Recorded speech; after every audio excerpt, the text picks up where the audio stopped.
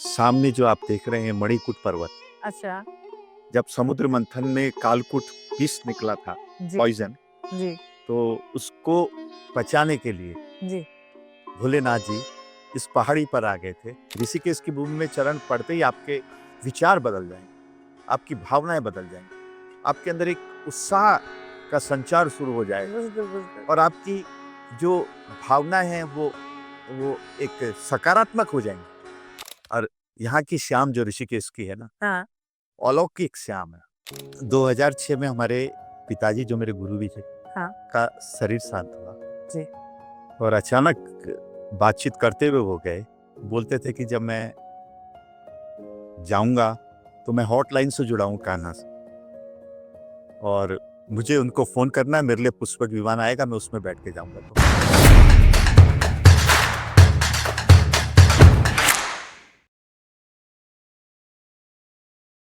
नमस्कार, आपका बहुत-बहुत स्वागत है। जैसे कि मैंने आपसे वादा किया है कि हम उत्तराखंड में ही हैं और आज का हमारा उत्तराखंड का जो टूर है, वो भी गंगा माँ के करीब है। ये देख रहे हैं आप स्वरूप मेरे पीछे, इससे अच्छा कुछ पूरे संसार में ही नहीं हो सकता। माँ की गोद में बैठकर आज मैं अपना शो कर रही हूँ। इस बात की मुझे बहुत खुशी है और दूसरी खुशी का कारण हमारे सामने है जो महान मनोज द्विवेदी जी बैठे हुए हैं और मुझे बताते हुए ये बहुत खुशी हो रही है कि ये जो उनकी फैमिली है वो काफ़ी वर्षों से और काफ़ी पीढ़ियों से यहाँ पर है और यहाँ पर शत्रुघ्न जी का एक बहुत पुराना मंदिर है और मैंने ऐसा भी सुना है मान जी कि दुनिया में सिर्फ 2 ही मंदिर है शत्रुघ्न जी के, क्या ऐसा है क्या? सही है? तो एक मंदिर में हमने अभी दर्शन किए हैं और बाकी बातें हमें महान जी बताएँगे। आपका बहुत-बहुत स्वागत है महान जी। धन्यवाद आपका। कैसे हैं आप? बहुत अच्छे हैं। तो बातें शुरू करने से पहले मैं ये जानना चाहूँगी कि जैसे आपने मुझे बताएँगी कि आपकी पीढ़ियों से यहाँ पर आप लोग रह रहे हैं और मंदिर की सेवा कर रहे हैं आप लोग। तो थोड़ा मंदिर के बारे में हमारे व्यूअर्स को आप प्लीज़ बताइए। देखिए, त्रेता युग में जब रावण का वध हुआ था, तो राम जी या लक्ष्मण जी या शत्रुघ्न जी को ब्रह्म हत्या लगी थी। जी, तो गुरु वशिष्ठ जी ने कहा कि आप हिमालय में जाके प्रायश्चित करो। तो चारों भाई यहाँ पर ऋषिकेश आ गए थे और ये उनकी तपस्थली है। जी, और फिर राम जी देवप्रयाग चले गए थे संगम के किनारे, जी। और वहाँ पर रघुनाथ जी का मंदिर है। और पूस के महीने में वहाँ पर आजकल महापूजा भी चल रही है, अच्छा, और हम भाग्यशाली हैं कि 2 दिन पहले हम उस पूजा में आशीर्वाद लेकर के बिल्कुल, अ, बिल्कुल। लौटे हैं। जी, और चारों भाइयों के अतिरिक्त ये उनके गुरु वशिष्ठ जी की भी तपस्थली है। जी। और सामने जो आप देख रहे हैं मणिकूट पर्वत, अच्छा, जब समुद्र मंथन में कालकूट विष निकला था, जी, पॉइजन, जी, तो उसको बचाने के लिए जी, भोलेनाथ जी इस पहाड़ी पर आ गए थे और हजारों वर्ष तपस्या उन्होंने करी। जी। तो उनको ढूंढते हुए माँ पार्वती आई और उनसे कहने लगी कि आप चलिए, वापस चलिए। तो भगवान ने कहा कि अभी मेरी साधना पूरी नहीं हुई। और तो माँ पार्वती भी नीलकंठ मंदिर से थोड़ा ऊंची पहाड़ी पर बैठ करके वहां पर साधना करने लगे। तो हम बहुत भाग्यशाली हैं। ऋषिकेश में जो भरत मंदिर है, वहां पर एक ब्राह्मण की तपस्या से प्रसन्न होकर के विष्णु भगवान जी ने उनको दर्शन दिए थे। अच्छा, और जहाँ साक्षात भगवान ने तप किया हो जिस स्थान पर, उसके बारे में हमारे पास बोलने के लिए शब्द नहीं है।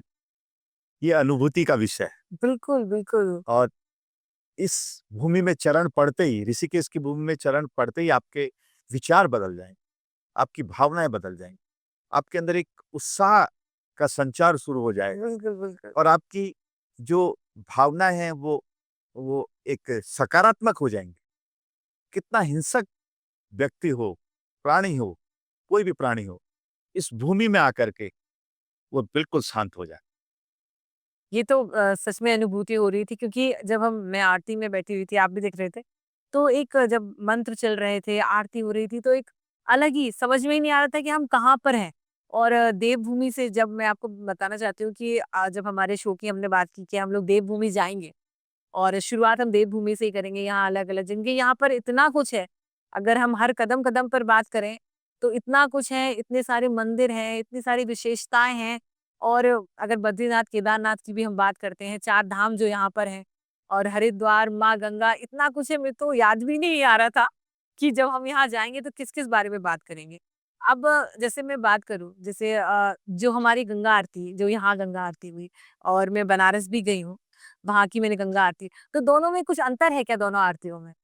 देखिए, प्रेरणा तो बनारस से ही है अ- माँ गंगा की आरती के लिए, क्योंकि प्राचीन काल से जो आरती चल रही है बनारस की है। और हमारे उत्तराखंड में सबसे प्राचीन आरती हरिद्वार, अच्छा। और हरिद्वार की आरती के बाद परमार्थ निकेतन पे स्वामी चिदानंद जी महाराज, जी जी, वो सामने ही जो दिख रहा है, जी जी। वो हमारे प्रेरणा स्रोत जी है ना। और ऋषिकेश में त्रिवेणी घाट, जी। और आप जिस स्थान पर बैठे हैं हम्म, सामने गीता भवन और स्वर्गाश्रम, बिल्कुल। और जितने घाट हैं लक्ष्मण झूला में भी 2-3 स्थानों पर वहां भी होती है। तो आपको हरिद्वार ऋषिकेश के हर, ये समझ लीजिए हर 100-200 मीटर पर एक गंगा कहीं है। उस स्वर्गाश्रम इलाके में तो हर 20-25-30 मीटर पर एक आरती होती है। तो बड़ा भव्य वातावरण रहता है। बिल्कुल। और यहाँ की शाम जो ऋषिकेश की है ना, हाँ। अलौकिक शाम है। उसमें जो लोग, एक छोटा सा उदाहरण आपको देता हूँ, जी। जो युवा पीढ़ी है, एक कल्चर चला है वीकेंड कल्चर। जो बच्चे लोग पढ़ रहे हैं और जॉब कर रहे हैं, तो वीकेंड पर मतलब शनिवार इतवार की छुट्टी में वो लोग दिल्ली से ऋषिकेश आते हैं। चाहे दिल्ली हो, चाहे एनसीआर हो, हम्म, उसके आसपास का एरिया हो, जी। हरियाणा है, और जो नज़दीक के मतलब यहाँ यूपी भी हो 5-7 सकता है। किलोमीटर में वो बिल्कुल। यहाँ पहुँच सकते हैं। वो वीकेंड पे ऋषिकेश आते हैं। और पहले, कुछ समय पहले एक कल्चर चला था कि थ्रिल एडवेंचर के लिए हाँ। ही आया जाता था, लेकिन कुछ समय से ये देखने को आ रहा है कि वो बच्चे, क्योंकि जब वो यहाँ गंगा जी की आरती को अटेंड करते हैं, यहाँ की योगा क्लासेस अटेंड करते हैं, यहाँ का जो वो एक एक धार्मिक वातावरण देखते हैं, उनका हृदय परिवर्तन हो जाता है। ऐसे उदाहरण सैकड़ों हैं कि वो बच्चे 2-3-4-5 साल से ऋषिकेश घूमने के लिए आ रहे हैं, लेकिन जब उन्होंने यहाँ ऋषिकेश की गंगा आरती अटेंड करी, तो अगली बार वो अपने पेरेंट्स को लेके आए, दादा-दादी, नाना-नानी को लेके आए, चलो आपको ऋषिकेश ले जाते हैं, एक बहुत अच्छी चीज़ दिखाएँगे, आपको सरप्राइज़ देंगे। तो ये ऋषिकेश की बहुत बड़ी जीत है। एक बिल्कुल। एक ये मैसेज ऋषिकेश जो पूरे विश्व को देता है। और आपने आरती में देखा होगा, हमारे साथ विदेशी लोग भी गंगा फ्यूजन में बैठते बिल्कुल, हैं काफी और सारी आता पूरा आनंद लेते हैं। बिल्कुल बिल्कुल। जो जो हमारी भाषा को नहीं समझ पाते हैं, तो वो हमारे मंत्रों को क्या समझेंगे? वो हमारी जो पूजा पद्धति है उसको क्या समझेंगे? लेकिन चूँकि ये हमारा जो धर्म है वो भाव प्रधान है, जो श्रद्धा के साथ यहाँ आगे है ना, तो जो एनर्जी हम महसूस कर रहे हैं, समझने वाले, और जो भाषा को नहीं समझ रहे हैं, समान एनर्जी उनके अंदर आ रही है। क्योंकि बिल्कुल। हमारा धर्म है समर्पण का। अगर हमने अपने को अपने भगवान के चरणों में समर्पण कर लिया, और माँ गंगा तो कलयुग में बहुत बड़ा प्रभाव है। जीवन के साथ भी है और जीवन के बाद। बात भी है, बिल्कुल बिल्कुल। मोक्ष हमें यहीं से प्राप्त होगा। बिल्कुल। और जैसा कि हमारी बात हो रही थी, आपने मुझे बताया, तो थोड़ा-सा मैं ये पूछना चाहूँगी कि आप शुरू से यहीं जुड़े हुए हैं। आप यहीं देवभूमि में पले-बड़े हैं, तो जब आप पैदा हुए होंगे, तब के ऋषिकेश और आज के ऋषिकेश में क्या अंतर है? समय परिवर्तनशील है। पूरा विश्व बदल रहा है, हमारा ऋषिकेश भी बदला है। लेकिन हमारा एक निवेदन होगा, जो यहाँ पर पर्यटक और तीर्थयात्री आते हैं, जी। तो वो ऋषिकेश की जो एनर्जी है, ऋषिकेश का जो एक धार्मिक वातावरण है, उसका सम्मान करें। बिल्कुल। चूँकि अब एक जो टूरिज़्म को बढ़ावा देने के लिए सरकारें, विभिन्न सरकारें थोड़ा टूरिस्ट को अट्रैक्ट करने के लिए, उसको आकर्षित करने के लिए भी कुछ इस तरीके का वातावरण बना देती हैं कि जिससे कि थोड़ा-सा हमको लगता है कि उस पे अंकुश होना चाहिए। बिल्कुल, बिल्कुल, बिल्कुल। और हम निवेदन करेंगे कि वो जब भी आएँ यहाँ पर, हाँ। तो ऋषिकेश का जो शांत वातावरण है, एक धार्मिक वातावरण है, जी। इसका सम्मान करें, है ना? और बहुत से तीर्थयात्री, जी। अधिकांश तो तीर्थयात्री आते हैं। हाँ। वो जब एक बार ऋषिकेश आते हैं, हाँ। तो बार-बार आते हैं, वो विश्व के किसी कोने के हों। जी। और आपको आश्चर्य होगा, हाँ, यहाँ पर बहुत से विदेशी लोग हाँ, परमानेंट रहते हैं, वर्षों से रहते हैं इस ऋषिकेश में, और जाने की इच्छा नहीं होती। कोविड काल में हाँ। कई विदेशी लड़कियाँ, लड़के, जबकि उनके एम्बेसी वाले होटलों से और आश्रमों में ढूँढ-ढूँढ के उनको वापस ले जा रहे थे। वो छुप गए, जंगलों में चले गए कि नहीं, हम ऋषिकेश नहीं छोड़ेंगे। उनको बहुत परेशानी हुई, आर्थिक परेशानी भी हुई, क्योंकि भई आप और हम तो किसी भी अपने रिश्तेदार से, पड़ोसी से, मित्र से हेल्प ले सकते हैं। बिल्कुल, बिल्कुल, बिल्कुल। वो अनजान देश के अंदर जा कर के वो किससे बोलेंगे? लेकिन जो हमारी सरकार ने सुविधा दी, जो हमारे आश्रम वालों ने सुविधा दी, बिल्कुल, और एक वसुधैव कुटुंब। कुटुंबकम जो उसका संदेश दिया, वो कोरोना काल में भी जो एक अलग से जो हमारे धर्म की जो खूबसूरती है, बिल्कुल, बिल्कुल, उसका बिल्कुल। भी हमने विस्तार किया। और आज वो विदेशी लोग पूरे दुनिया में जा कर के हमारे इस सनातन धर्म की परंपराओं का गुणगान करते हैं। बिल्कुल, बिल्कुल। और जैसे मैं तो जैसे काफ़ी सारे मेरे शोज़ हुए तो उसमें मैंने यही बात करी कि मुझे अपने सनातन से जुड़े रहना मतलब गर्व का एक विषय है। कई लोग उस चीज़ को गलत ले लेते हैं पर मेरे लिए बहुत गर्व की चीज़ है और होना भी चाहिए। हमें अपने भगवान पे और जो हमारे इष्ट हैं उन पे विश्वास होना भी चाहिए। महान जी जैसे हम बात करें, शुरू से ही आप पूजा पाठ में थे या फिर परिवार में ही आपको लगा कि लेगेसी को मुझी को आगे बढ़ाना है या कुछ और कारण था? बताएँगे थोड़ा? देखिए जी, मैं 2006 में हमारे पिताजी, जो मेरे गुरु भी थे, हाँ, का शरीर शांत हुआ, जी। और अचानक बातचीत करते हुए वो गए। बोलते थे कि जब मैं जाऊँगा, तो मैं हॉटलाइन से जुड़ा हूँ कान्हा से, और मुझे उनको फ़ोन करना है, मेरे लिए पुष्पक विमान आएगा, मैं उसमें बैठ के जाऊँगा। तो हम सब परिवार के जो बच्चे लोग थे, हम हँसते थे। तो वो बात सिद्ध तब हुई कि जब उन्होंने अचानक बातचीत करते हुए शरीर छोड़ा। पता है कि एक इंजेक्शन लेने की भी ज़रूरत नहीं थी।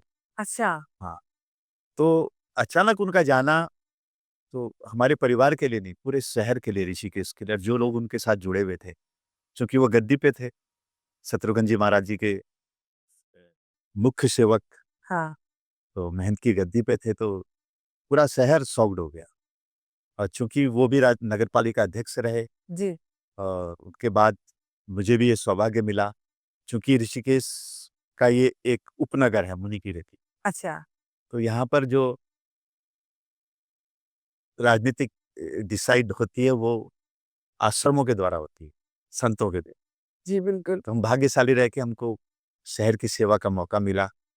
तो मेरे 3 वर्ष का कार्यकाल होने के बाद अचानक जब पिताजी का शरीर छूटा, तो पूरे संत समाज ने और परिवार ने मिलकर के ये निश्चित किया कि भई उनके स्थान पर, उनकी गद्दी पर, अब आपको और आना चाहिए। पिताजी की भी यही भावना थी, जी, तो मुझे बैठाया जाए।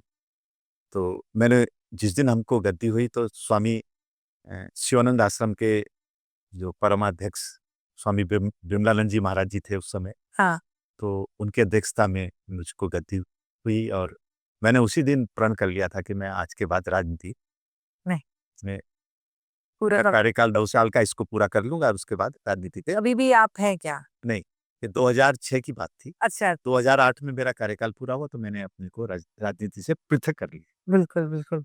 लेकिन एक संतुष्टि रही कि बहुत सम्मान मिला जनता से, और हमने अपनी तरफ से बेस्ट अपने समाज को देने का प्रयास किया, और उसमें हम काफ़ी हद तक सफल भी रहे। तो कितनी पीढ़ियों से आपके यहाँ पर भगवान मतलब शत्रुघ्न जी के मंदिर की सेवा हो रही है? अभी जो हमारे बच्चे हैं, वो छठी पीढ़ी के, कितनी पीढ़ी से हाँ, है? इस समय है। अच्छा, तो हम बहुत भाग्यशाली परिवार हैं, बिल्कुल, बिल्कुल, बिल्कुल। महसूस करते हैं। हम क्या, जो ऋषिकेश में जो पैदा हो गया, बिल्कुल। वो बहुत भाग्यशाली है। देखिए इसको देवभूमि इसीलिए ही कहते हैं और मेरे हिसाब से तो जब मैं ऋषिकेश को देख रही हूँ तो एक अलग सा अनुभव मैं बार-बार यही बोल रही हूँ। अब पता नहीं कितनी बार तो मैं अपने व्यूअर्स को ये चीज़ बोल चुकी हूँ, पर एक अलग अनुभव है। जैसे जैसा कि आपने शुरुआत में मुझे बताया यहाँ आश्रमों को लेके काफ़ी कुछ बातें हैं और जहाँ-जहाँ जाते हैं अलग-अलग तरीके के आश्रम हैं। मतलब मैं तो कभी-कभी देख के भी अचंभित हो गई कि होटल से भी अच्छे आश्रम्स हैं यहाँ पर और लोग प्रेफ़र ही आश्रम करते हैं। क्योंकि ये चीज़ एकदम हटके है क्योंकि हम कहीं और जाते हैं तो होटल्स का थोड़ा-सा ज़्यादा है। बट यहाँ आश्रम का इतना अच्छा और इतने अच्छे मेंटली, मैं भी अभी आश्रम में ही रुकी हुई हूँ, तो इतना अच्छा अनुभव मुझे हुआ और समझ में आया कि नहीं, हम सनातन की जो पद्धतियाँ थी वो आज भी काम कर रही हैं और अच्छे से काम कर रही हैं। जैसे कुछ देर पहले आपकी और हमारी बात हुई तो आपने मुझे बताया कि लोग उस चीज़ को एक्टिविटी जो क्योंकि यहाँ पर बोलते हैं ना रिवर राफ्टिंग बहुत अच्छा होता है, बंजी जंपिंग बहुत अच्छा होता है, तो यूथ को एक खींचने वाली चीज़ जो आपने बात करी। बट कहीं न कहीं इससे नुकसान है या फ़ायदा है, आप कुछ ऐसा बताना चाहेंगे? देखिए जी, एक रूप में तो रोज़गार से जुड़ा हुआ विषय है। जी, तो बहुत से नौजवानों को इससे रोज़गार मिला है। मैं तो कहता हूँ बहुत से परिवारों को, हाँ, सैकड़ों परिवार, जी। हज़ारों भी कहेंगे तो जो एक्टिविटीज़ हैं, एडवेंचर, थ्रिल हुँ, और स्पोर्ट्स एक्टिविटीज़ हैं, हाँ, बहुत संभावना है रोज़गार की। जी, लेकिन थोड़ा-सा मर्यादा का पालन भी होना चाहिए साथ-साथ, जी, बिल्कुल।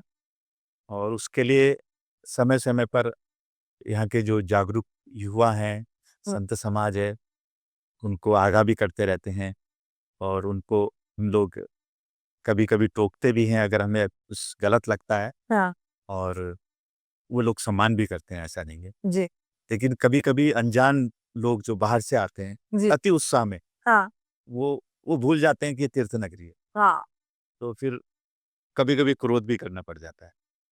ज़रूरी है हाँ, क्योंकि आप हर चीज़ को सँभालना इतना बड़ा उस पैमाने पे और एक ऐसी जगह में जहाँ पर हम सनातन से जुड़े हैं, हमारे धर्म से चीज़ों को लेके चल रहे हैं, तो डाँटना बनता भी है और डाँटना भी चाहिए। जहाँ-जहाँ गलतियाँ होती हैं, बिल्कुल बोलना चाहिए।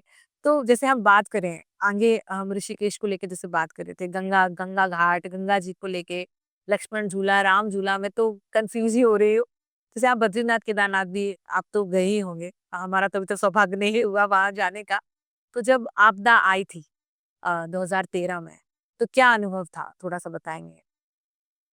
2013 की जो केदार घाटी की आपदा थी, हाँ, वो एक संदेश था मानव जगत के लिए, पूरे विश्व के लिए संदेश था। यदि आप प्रकृति के साथ छेड़खानी करोगे, तो फिर यही हाल होगा। और दुर्भाग्य हमारा है कि हम उस आपदा से कोई संदेश नहीं ले पाए। हमने अपने को सँभालने की कोशिश नहीं करी।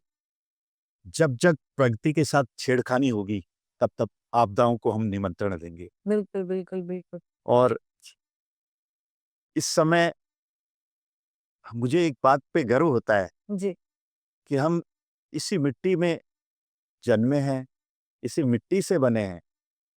तो ये जो पर्यावरण की रक्षा का जो एक पूरे विश्व को संदेश यहाँ से जाता है, वो स्थानीय लोग जो हैं, उत्तराखंड के, जी। उन्होंने इसको संजो के रखा है, प्रकृति को।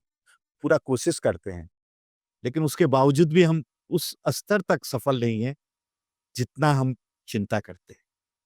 चिंता वही है ना, चिंता सब करते हैं, पर करना कोई कुछ नहीं चाहता। मैं कई बार ये चीज़ बोल चुकी हूँ।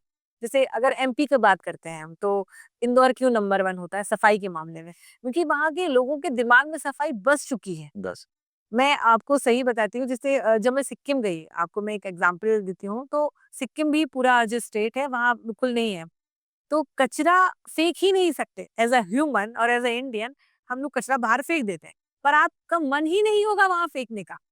और लोगों के बीच में जब तक ये चीज़ नहीं आएगी कि हमें नदियों को गंदा नहीं करना है, जगह जहाँ हम रह रहे हैं वो गंदी नहीं करनी है, और जिस दिन ऐसा हो जाएगा, इतना सुंदर हो जाएगा कि मैं कभी-कभी सोचती हूँ, हम कश्मीर गए थे, जैसे मैं आपको बताना चाहूँगी। कश्मीर बहुत सुंदर है, पर क्या है, लोगों ने गंदा कर दिया है। तो हम कभी स्विट्ज़रलैंड या वो लेके बात करते हैं, सेम चीज़ वही है। ये नदी को हम अपने यहाँ माँ मानते हैं, तो हमें पता है कि हमें माँ को गंदा नहीं करना है, तो फिर भी लोग करते हैं। तो इसके बारे में आप क्या बोलना चाहेंगे? स देखिए, हमारे ऋषि मुनियों ने वो वैज्ञानिक सोच के थे, और आज जो विज्ञान निकला है, जी। वि वैज्ञानिक सोच कहना तो उचित नहीं होगा, लेकिन जो आज विज्ञान है, कहता है, हाँ। वो वो उन्हीं को फ़ॉलो करता है, हमारे ऋषि हैं। जी, जी, जी।